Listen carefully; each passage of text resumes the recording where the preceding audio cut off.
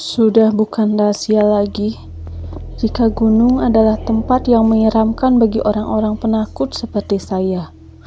Alam bebas dengan pohon tinggi-tinggi menjulang pada malam hari terlihat menyeramkan. Pengalaman yang bikin saya cukup kapok ini baru saya alami setelah beberapa kali melakukan pendakian gunung.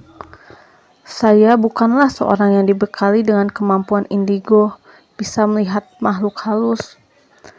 Saya hanya sedikit peka terhadap kehadiran makhluk-makhluk tak kasat mata ini. Sebut saja nama saya Lita dan teman saya bernama Sinta. Malam Selasa lalu, saya bersama Sinta merencanakan sebuah pendakian ke Gunung Andong yang berada di Kabupaten Magelang.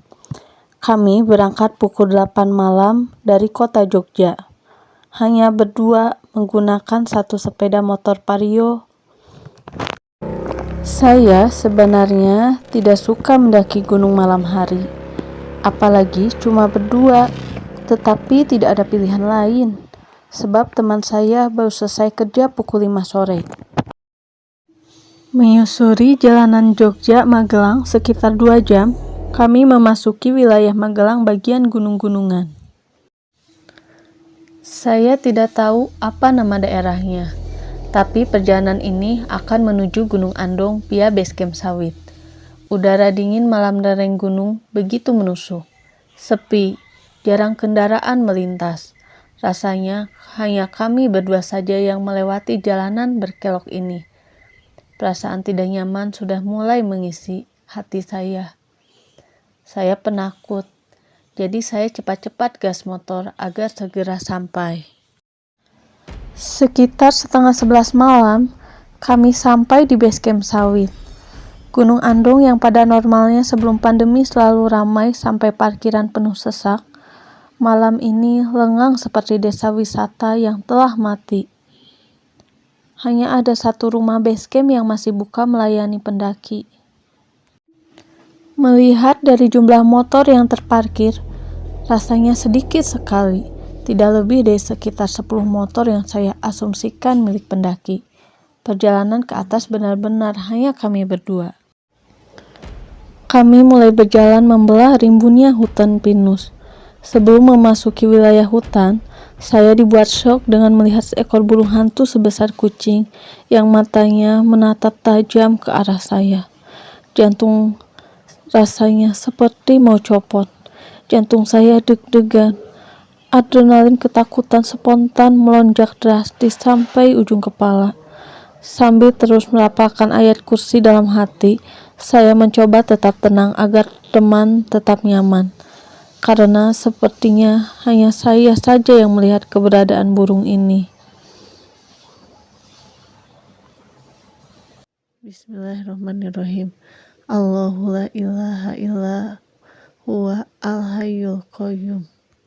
Sebagaimana layaknya hutan di malam hari, langkah demi langkah begitu sunyi. Pohon-pohon yang kami lewati seperti punya mata yang turut mengikuti langkah kaki kami. Napas tersengal-sengal. Ketakutan saya atas sosok burung tadi belum usai. Saya kembali diteror dengan ketidaknyamanan. Rasanya tas yang ada di punggung saya menjadi jauh lebih berat, sehingga saya kewalahan sekali untuk menggendongnya. 5 langkah berhenti. Kondisi ini membuat saya semakin diteror rasa takut yang tidak berani saya ungkapkan ke teman. Mengingat kami hanya berdua akan sangat tidak nyaman jika kami juga diteror ketakutan yang sama. Sinta, apa? Tunggu bentar dong. Ini tasnya perasaan berat nih. Oh, ya oke. Saya hanya bisa terus-terusan meminta waktu untuk beristirahat sambil meletakkan tas yang rasanya saya seperti membawa batu. Saya tidak berani menatap jauh ke depan sepanjang jalan, takut melihat hal-hal yang tidak diinginkan. Hanya batu pijakan selangkah demi selangkah yang menjadi pusat perhatian. Jaket pun enggan saya lepaskan sebab rasanya bulu kuduk selalu berdiri saat angin malam membelai kulit tubuh saya ini. Menurut teman saya, wajah saya sudah amat pucat. Dia selalu menyarankan saya agar beristirahat dan tidak memaksa. Hutan pinus yang tidak seberapa luasnya di lereng Gunung Andong itu rasanya begitu lama ditempuh.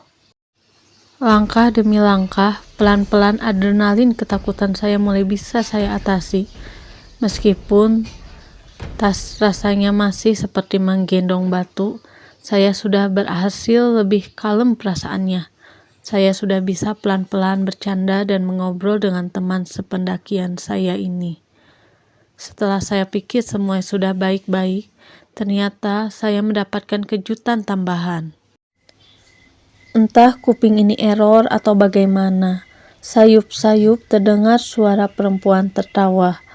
Suara yang sungguh saya kenal, persis seperti di film-film horor.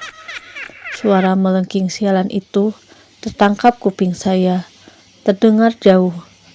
Tapi saya ingat, menurut mitos jika suaranya terdengar jauh, berarti ia sedang dekat. Tapi jika terdengar dekat berarti dia berada jauh. Allahumma sholli ala Sayyidina Muhammad. Saya mencoba untuk mengalihkan pikiran bahwa itu adalah suara binatang malam. Saya melihat ke arah Sinta. Dia terlihat tidak bergeming. Setelah 2 jam pendakian, akhirnya kami berdua sampai ke puncak Gunung Andong.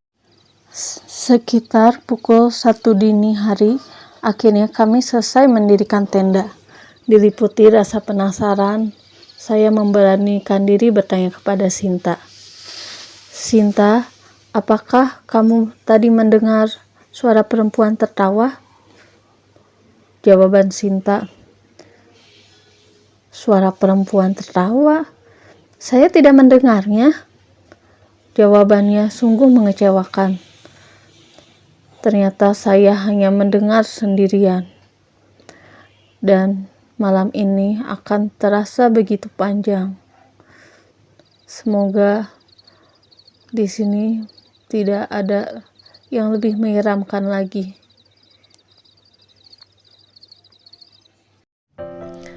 Oke guys, sudah selesai ceritanya. Terima kasih sudah mendengarkan dan menyimak kisah horor pendakian Gunung Andong.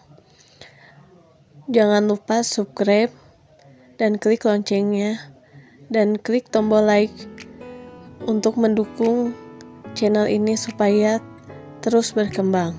Terima kasih.